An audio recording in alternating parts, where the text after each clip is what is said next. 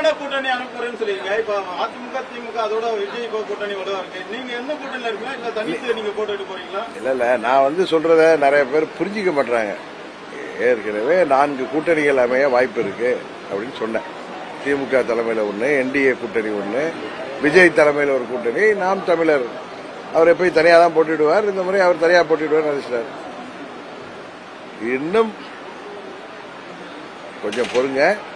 இங்க தமிழ்நாட்டில் உள்ள கட்சிகள் இப்ப பல கூட்டணியில் உள்ள கட்சிகள்லாம் மாறி நீங்களெல்லாம் எண்ணாத அளவுக்கு உங்களால் யூகிக்க முடியாத கூட்டணியும் உருவாக வாய்ப்பு இருக்குங்கிற.